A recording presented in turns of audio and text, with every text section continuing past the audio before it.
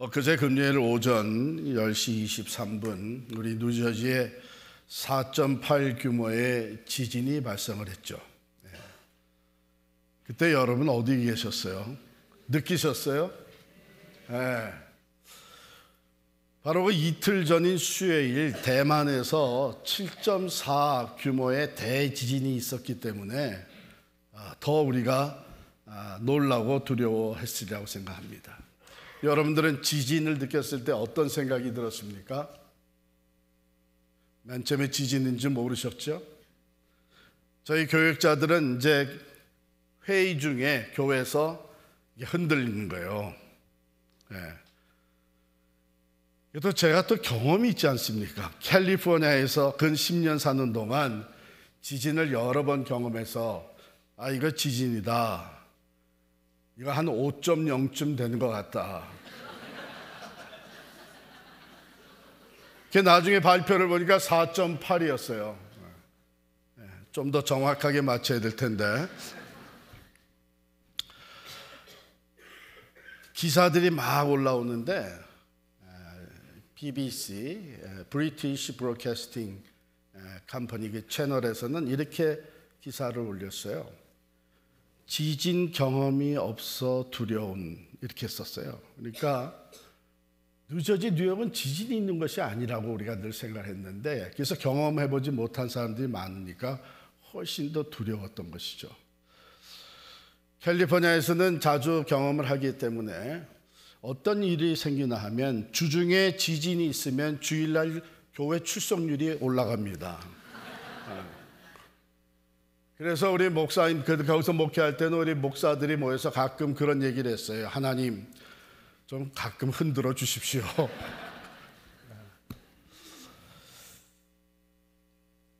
두렵죠.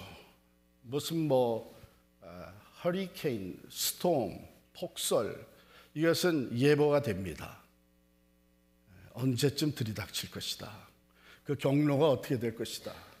지진은 언제 어떻게 할지 말이에요. 앞으로 빅원이 올 것이다. 이 정도예요. 그래서 참 두렵습니다. 근데 오늘 성경에 보면 제자들도 경험해 본 적이 없는 일로 말미암아 두려움에 쌓여 있는 것을 우리가 보게 돼요. 지진이 아니라 빈 무덤입니다. 바로 오늘 본문이 있었던 날, 있는 이틀 전에 금요일에 십자가의 사건이 있었잖아요. 예수 그리스도가 십자가에 달려 돌아가시는 일을 직접 경험했던 이 제자들은 말할 수 없는 충격과 떨림에 사로잡혔죠. 그 슬픔과 두려움이 아직도 생생한 가운데 이틀 후 아침 일찍이 예수의 무덤에 다녀온 막달라 마리아가 와서 이런 얘기를 하는 거예요. 예수의 무덤에서 돌이 옮겨져 있었고 그 안에는 예수님의 시신이 없었다. 사람들이 주님을 어디에다, 무덤에서 어디에 가져다가 두었는지 알 수가 없다. 이 말을 들은 베드로와 요한이 불이 나게 달려가죠. 이건 또 무슨 일인가? 달려가 보았습니다. 과연 무덤 문은 열려 있었고 빈 무덤이었어요. 들어가 보니까 예수님의 시신을 쌌던 세마포가 그대로 놓여 있고 머리에 둘렀던 그 수건은 세마포와 함께 있지 않고 세마포에서 조금 떨어진 곳에 그 머리에 쌌던 그대로 놓여 있었습니다. 막달라 마리아가 말한 대로 빈 무덤인 것을 확인하고 이제 집으로 두 제자가 돌아옵니다. 이 두 제자는 베드로와 요한이었죠. 이들의 마음은 말할 수 없이 혼란스럽고 두려웠던 것이죠. 그 와중에 헛소문이 돌기 시작을 했습니다. 예수의 제자들이 밤에 와서 경비병들이 잠들었을 때에 예수의 시신을 도둑질해 갔다. 이것은 종교 지도자들이 경비병들에게 돈을 주고 거짓 소문을 퍼뜨리게 만든 거예요. 자, 그러면 이 소문대로 제자들이 예수의 시신을 도둑질해 갔다면 그 다음에 액션이 뭐겠어요? 이제 그 제자들을 잡아들이는 것이죠. 그래서 당일 저녁에 예수를 따르던 제자들이 한 곳에 모입니다. 한결같이 두려움에 쌓여 있었죠. 아직 제자 중 도마는 오지 않았지만 두려운 제자들은 문들을 다 닫아 걸었습니다. 그런데 그 한가운데 부활하신 주님이 나타나신 거예요. 문은 닫혀 있는데 예수님이 그곳에 나타나셨다. 이것은 부활체가 시간과 공간을 초월하는 거라는 것을 우리에게 보여주고 있죠. 왜 찾아오셨을까? 이 제자들을 더 보고 싶으셨을까? 여러분은 어떻게 생각하세요? 저 같으면 다른 데 갔을 것 같아요. 사망 권세도 이기시고 승리하신 그 모습을, 억울하게 신성 모독죄를 뒤집어 쓰여서 사형에 처하게 만든 그 사내들이네. 공회 앞에 가서 나타나 보여주셔야 될 거 아니에요. 이놈들 하면서. 또 빌라도 총독부에 가서 죄가 없는 것을 알면서도 너 어떻게 날 십자가에 못 박았냐? 그럼 빌라도 총독부에 로마 제국을 도전을 해야 되는 거 아니에요? 제자들, 예수님이 고독하게 고난을 당하시고 십자가에 죽어갈 때 다 도망갔던 사람들이에요. 그 중에 제일 앞장서서 호언장담했던 베드로, 나는 죽을지언정 주님을 따라가겠습니다. 근데 이자는 따라오는 것 같더니 와서는 3번이나 예수를 모른다고 부인한 거예요. 난 예수 모른다. 난 그들과 다니는 사람이 아니다. 저주하고 맹세하면서 예수를 부인했던 사람이에요. 근데 이 제자들을 뭐하러 찾아옵니까?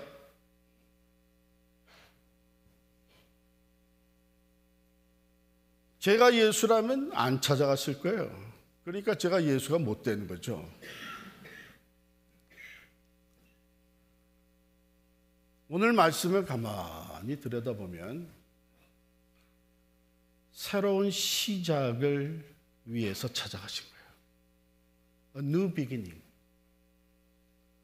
그러면 그런 정말 별 볼 일 없는 제자들, 오히려 실망시킨 제자들, 그들에게 무슨 또 새로운 시작을 주시기려 하는가? 그 마음에는 예수님의 사랑이 담겨져 있는 거죠. 제자들은 변했어요. 변질됐어요. 예수님을 두고 도망갔어요. 그러나 예수님의 사랑은 변함이 없어요. 한 번 택한 제자들을 포기하지 않습니다. 그렇기 때문에 그들을 사랑해서 그들이 다시 시작할 수 있도록 기회를 주시기 위해 찾아가신 거죠. 지난주일 우리가 부활주일 예배를 드렸습니다. 아니 꼭 지난주일이 아니더라도 여러분과 제가 우리들의 인생에서 만난 예수님은 부활하신 예수님이세요. 우리가 어떤 삶을 살아가고 있는지 아시면서 우리를 찾아와 만나주셨어요. 예수님을 만나고 신앙생활을 하면서도 또 실족하고 우리의 삶에서 예수님을 디나이하고 예수 믿는 사람 같이 살지 못하고 세상과 더불어서 때로는 불의와 죄와 타협하면서 살아가는 우리들인데, 주님은 오늘도 우리를 찾아와 주신 줄 믿습니다.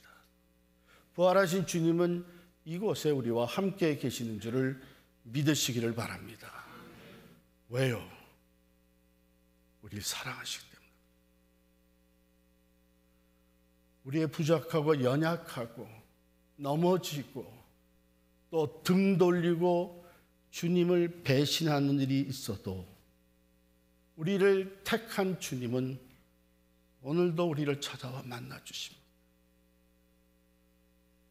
그분이 우리를 사랑하시는 그 사랑은요, 우리에게 의존되어 있는 것이 아닙니다. 다른 우리 인간들의 사랑은 우리가 사랑하는 사람에게 의존되어 있어가지고 그 사람이 변하면, 이게 친구였는데 이제는 원수같이 놀아? 그럼 내가 너 사랑할 이유가 없지. 그런데 주님은 안 그래요. 하나님의 사랑은요, 우리 사랑의 대상인 우리 인간에게 의존해 있질 않습니다. 하나님의 사랑은 하나님 자신에게 의존되어 있어요. 그건 무슨 말이냐? 하나님이 우리를 변함없이 사랑하시는 것은요, 하나님의 본질이, 본성이 사랑이기 때문이에요. 지난 한 주간 우리가 어떻게 살아왔는지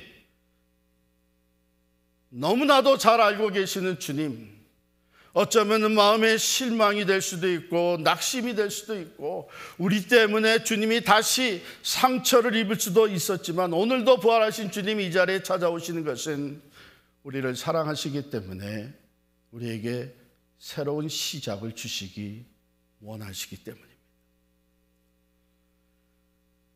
그럼 우리로 하여금 다시 그리스도의 제자답게, 그리스도인답게, 예수 믿는 사람들, 예수의 교회답게 다시 시작할 수 있도록 주시는 선물이 있어요. 문을 닫아 걸고 두려워하던 제자들을 찾아와서 거기서 주신 예수님의 말씀 안에 세 가지 선물이 담겨져 있습니다. 먼저 볼까요? 예수님이 나타나셔서 하신 첫 번째 말씀이 무엇이죠? 너희에게 평강이 있을지어다. Peace. 보세요. 새로운 시작을 하려면 마음의 평화가 있어야 돼요. 갈등과 불안과 두려움에 쌓여있는 마음 가지고는요, 새로운 시작이 될 수가 없죠. 그들은 유대인들이 두려웠습니다. 그리고 마음에 갈등이 있었습니다. 왜? 자기들이 예수님께 한 짓이 있거든. 죄가 있거든. 그래서 외부적으로는 너무나 두렵고 내면을 들여다보면은 너무나 부끄럽고 죄책감이 있고, 그런 상태로 무슨 새로운 뉴 비기닝이 가능하겠어요? 그렇기 때문에 주님은 먼저 오셔서 평화를 선포하십니다. Peace be with you. 예수 그리스도 안에 참 평화가 있는 줄을 믿으시기를 바랍니다. 예수님은 우리가 어떻게 살았는지 잘 알면서, 우리의 부족함과 연약함을 알면서도 다시 우리를 찾아와 품어주심으로 평화를 주십니다. 예수님은 우리의 모든 죄, 우리가 죄로 말미암아 하나님과 원수가 되었는데 그 죄값을 대신 십자가에 치러주시고 사망권세를 이기고 부활하심으로 말미암아 하나님과 우리가 화목하게 만들어 주셨습니다. 거기에 평화가 있습니다. 예수님의 십자가를 중심으로 이방인과 유대인들이, 서로 원수되었던 자들이, 등을 돌렸던 사람들이 서로 다시는 보지 않겠다고 했던 교인들끼리 예수 그리스도의 십자가 중심으로 화평하게 만들어 주십니다. 여러분, 우리가 하나 되는 것은 우리의 인간의 생각이나 인간의 노력으로 되는 것이 아니에요. 진정 우리가 하나가 될 수 있는 것은 예수님이 우리 가운데 계실 때, 예수님의 십자가가 우리 가운데 있어서 우리가 그 십자가를 향해 나아갈 때, 주님을 향해 나아갈 때에 바로 거기서 우리는 하나가 될 수 있는 것입니다. 그리고 예수님은 우리의 참 내면의 평화를 주시는데, 거룩하신 하나님 예수 그리스도께서 나를 있는 그대로 받아주셨기 때문에 우리는 그 사랑을 깨닫고 주님과 화평을 이룰 때에 나도 나 자신을 있는 그대로 받을 수가 있는 거예요. 내 안에 죄책감, 내가 예수 믿는 사람으로서 이렇게 살았던 것이 너무 부끄럽고 수치스럽고 그 죄책감으로 갈등과 두려움이 없지 않아 있겠지만, 예수님이 나를 있는 그대로 받으셨다고 하는 그 사랑 안에서 우리는 나 스스로와 평화를 이룰 수가 있는 것입니다. 주는 평화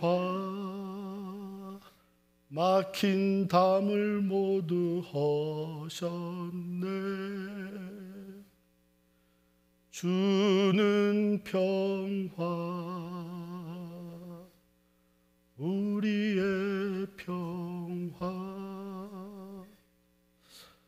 그렇습니다. 하나님과 우리 사이에 막힌 죄의 담을 그가 십자가에서 다 허무셨습니다. 사람과 사람 사이에 막힌 담, 미움과 증오, 원수의 담을 십자가를 통해서 허무셨습니다. 내가 나 자신과 사이에 막힌 담, 내가 원하는 것 아닌데 나의 또 다른 모습이 보여짐으로 말미암아 생겨난 이 괴리감, 예수님의 십자가가 그 담을 허십니다. 그렇기 때문에 예수 안에 참 평화가 있습니다. 부활하신 주님 오늘 이곳에 우리와 함께 계셔서 우리에게 선포해 주시는 줄을 믿습니다. Peace be with you. 너희에게 평강이 있을지어다.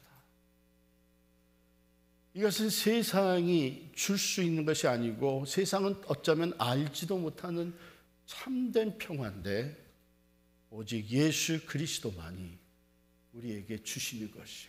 그러므로 평화의 주님을 내가 중심에 내 삶에 모셔드릴 때에 그때 우리는 이 평화를 누리게 됩니다. 근데 예수님은요, 이렇게 우리에게 평화를 가져다 주실 뿐만 아니라 두 번째 선물을 주시는데 21절에 보면 아버지께서 나를 보내신 것 같이 나도 너희를 보내노라. 여러분, 제자들은 이제 모든 것이 다 끝났다고 생각을 했었어요. 왜? 예수님을 따르면서 가지고 있던 두려움이 있었죠. 요한과 야고보는 그 두려움을 아주 솔직하게 내놨어요. 주여, 선생님이 이제 왕좌에 앉게 되면 우리 형제를 하나는 오른편에 하나는 왼편에 앉게 해주세요. 그러니까 이 두 형제의 두려움은 뭐였어요? 예수님이 세우시는 왕국의 우의정, 좌의정이 되는 것이 두려움이었어요. 근데 예수님 십자가에 달려 죽으셨어요. 근데 이 두 제자뿐만 아니라 예수님을 따랐던 모든 제자들이 다 거의 비슷한 두려움, 이 세상에서의 얻을 수 있는 부귀, 영화, 명예, 권력 이런 것들을 가지고 따라갔어요. 그런데 뭐예요? 십자가의 죽으심을 보면서 그들의 꿈은 산산이 다 깨지고 말았어요. 두려움에 짜여가지고 이제는 모든 것이 끝이고 문을 닫아 걸고 잔뜩 예민하게 귀를 세우고 밖에서 움직이는 발자국 소리를 듣습니다. 언제나 와서 문을 두드릴까? 어느 순간에 우리가 잡혀가게 될까? 이 두려움에 쌓여져 있는 제자들에게 예수님은 오셔서 말씀하셨어요. 아버지께서 나를 보내신 것 같이 나도 너희를 보내노라. 하나님 아버지께 성부 하나님께서 성자 예수 그리스도를 이 땅에 보내셨어요. 왜 보내셨어요? 온 인류의 구원을 위해서 보내셨잖아요. 그것이 미시오 데이, 하나님의 선교예요. 예수님 그것을 너무나 잘 아셨기 때문에 오셔서 하신 말씀이 뭐예요?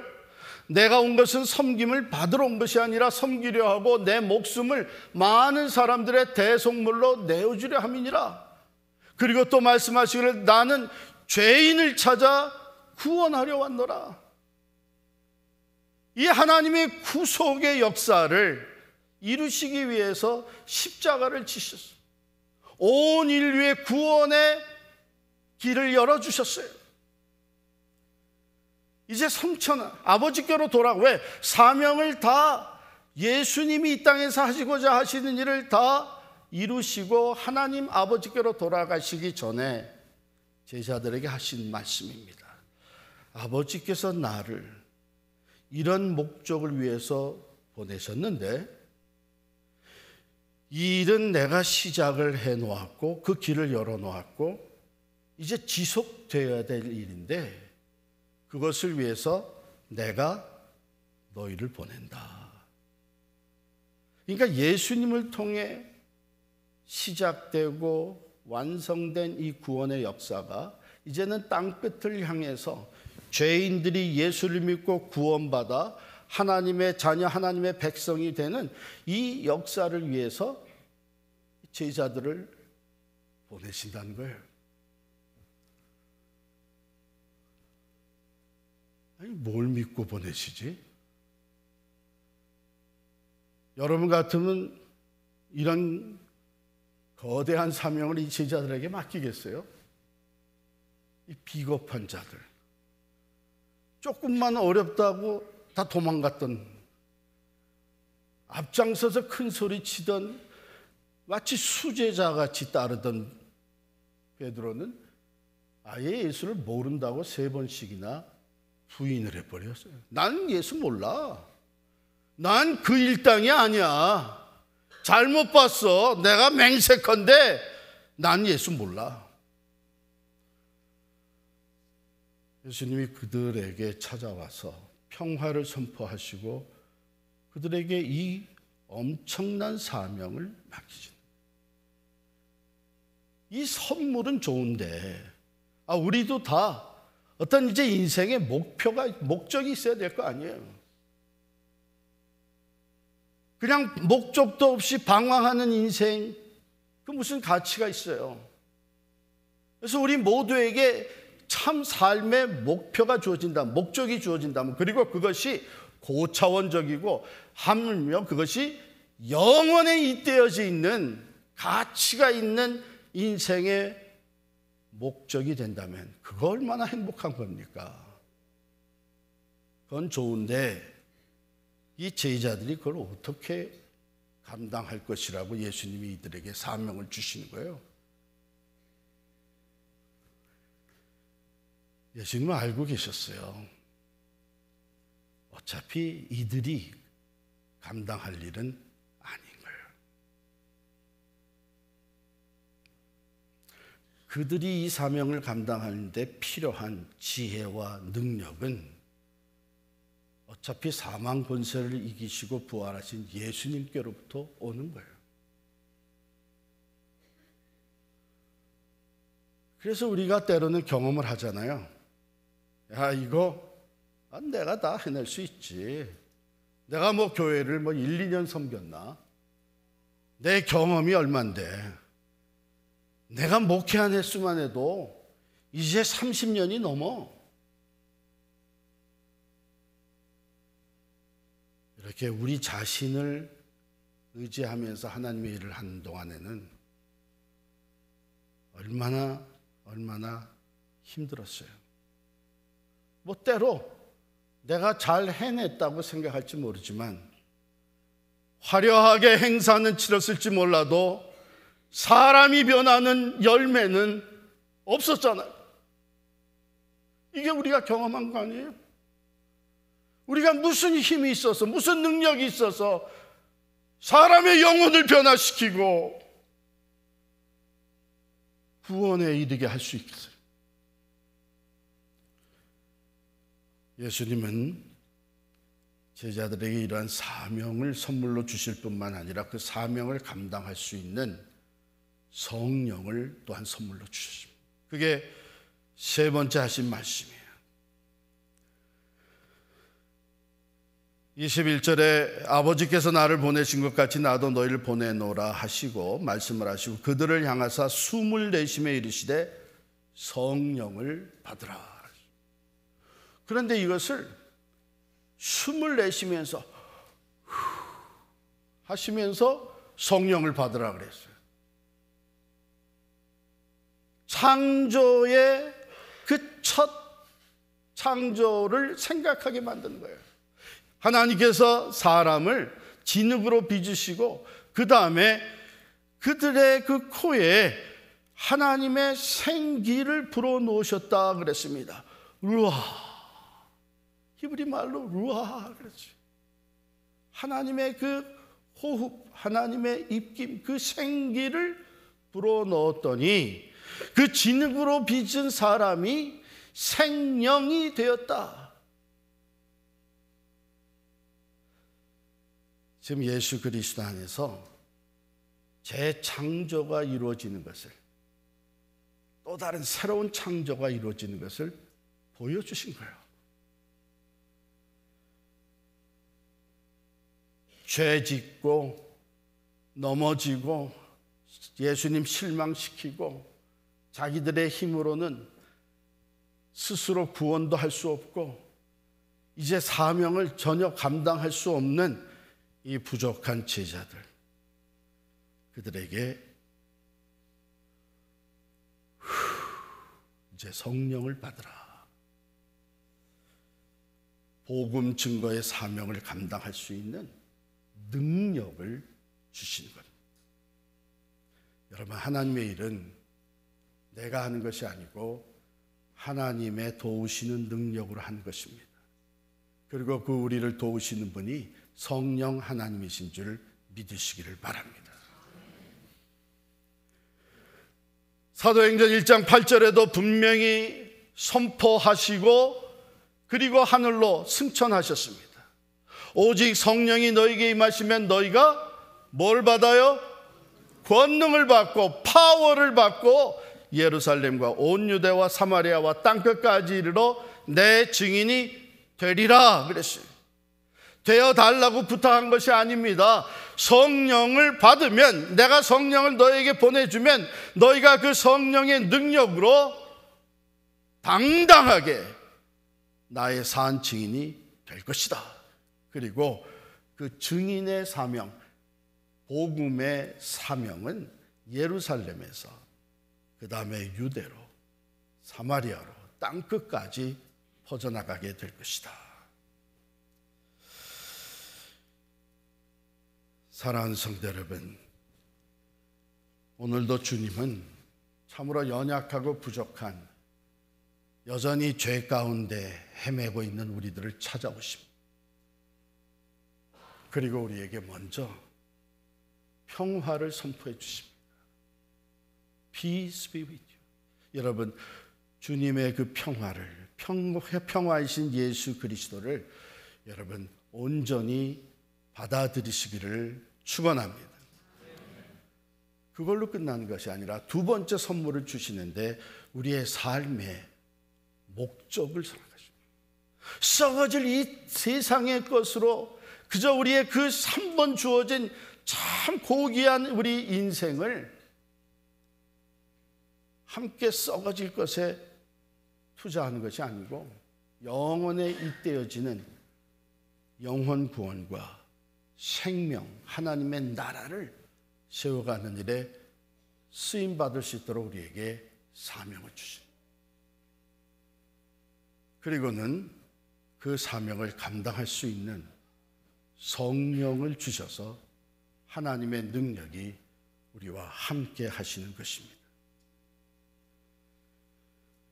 마태복음 28장 20절에 분명히 약속하셨습니다. 부활하신 주님이 약속하신 것입니다. 승천하기 전에 약속하신 것입니다. 볼지어다 내가 세상 끝날까지 너희와 항상 함께 있으리라.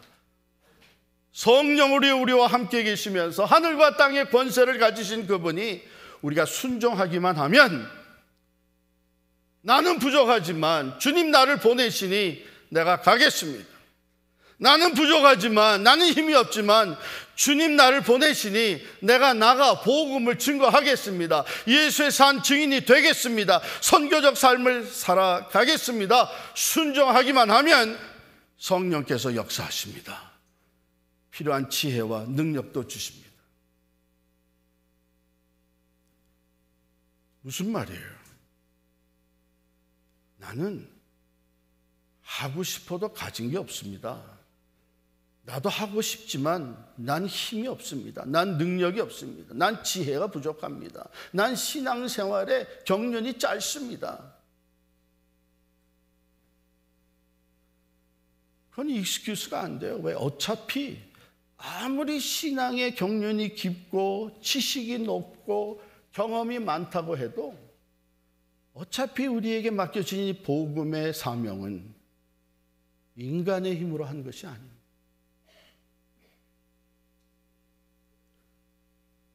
그러므로 우리는 믿음으로 순종하면서 나아갈 때에 우리에게 이런 놀라운 선물이 주어집니다.